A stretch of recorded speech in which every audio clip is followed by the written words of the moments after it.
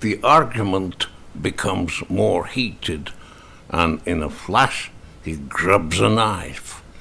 Lenski is toppled, shadows thickened, in silence, and a painful cry resounded. Cabin gave a tremor. Tatiana woke up in terror. The room was seen in full daylight. The frozen window, very bright, showed the crimson ray of dawn. Door opened. Olga came forth, red like aurora of the north, and like a swallow flying on. Well, she says, tell me now, please, who did you run into in your dreams? She, unaware of her sister, in bed is lying with a book, sheets one by one forever listing and saying nothing from her nook.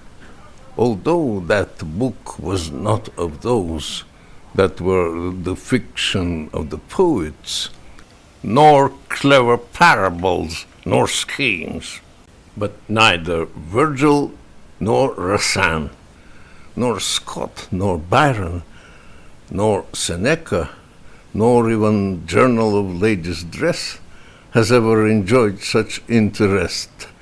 That was my friend Martin Zadeka, the head of the Chaldean sages, wizard, interpreter of legends.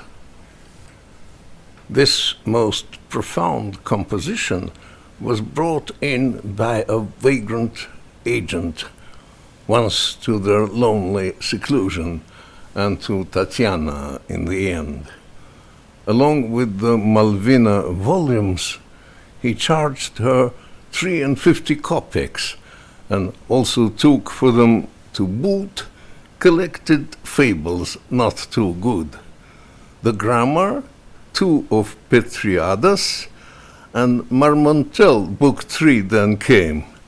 Martin Zadeka soon became one of the greatest Tanya's idols. He joys awards to her in griefs, and her bedside he never leaves. She's concerned with awful dreams, ignoring what it is about. The dire visions of what it means, Tatiana wishes to track down. In table of contents, Tatiana will find in alphabetic order the words wood, storm, witch, fair, hedgehog, obscurity, bridge, bear, and others. Her many hesitations Martin Zadeka would not solve. A weird dream could still resolve a multitude of sad adventures, and quite a few days later on, she was disquiet and forlorn. But then, with clever scarlet hand, the dawn from early morning dales, with the sun ushers right ahead the festival of named days. The house of Larins is full with guests, the whole families of them. The neighbors gathered in the sleighs, in wagons, broughams, and sledges.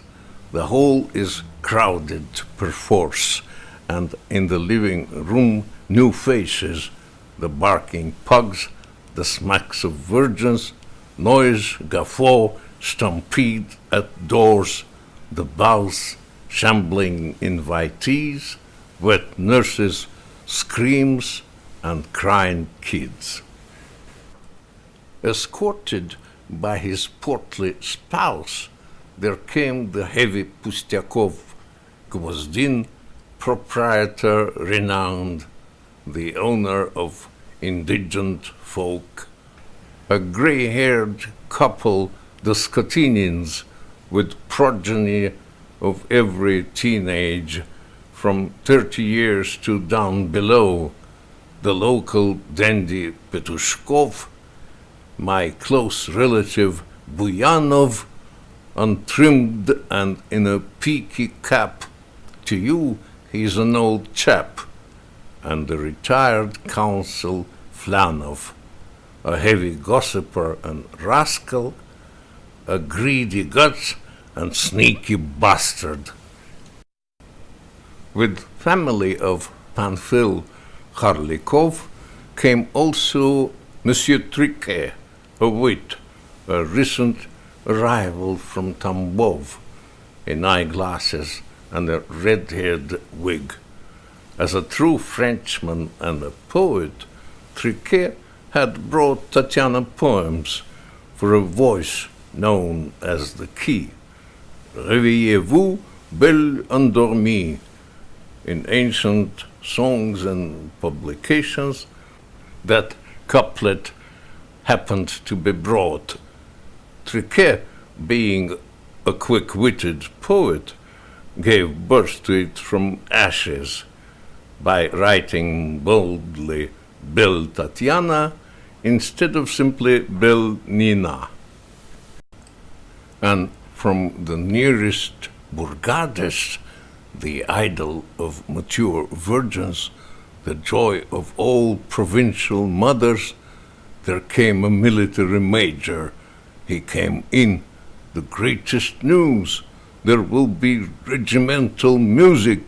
The colonel will announce to all. The news is there will be a ball. The girls are bouncing around, but meal is served. To take their seats, they stand in pairs and proceed. The younger to Tatiana crowd, the men across are saying prayers. The throng is buzzing, taking places. There is a moment of intermission. The mouths eat. On all the sides there is a loud clatter of dishes and wine glasses ringing chimes. But soon the diners, one by one, will raise the general alarm. No one will listen, all cry out. They laugh, they argue, and they shout. Then of a sudden Lenski strides, with him Onegin coming fast.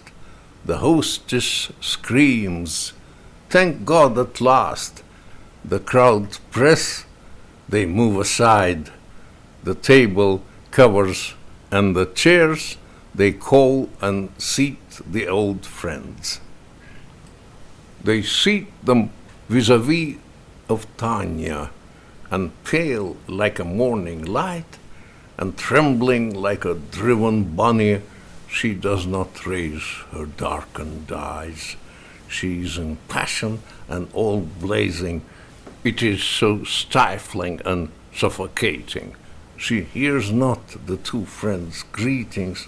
Her eyes are on the verge of dripping. In all, she is quite prepared to lose her consciousness and faint. But strength of will and steady brain have won. The two words kept her sane. The greeting through her teeth she spoke enabled her to keep afloat.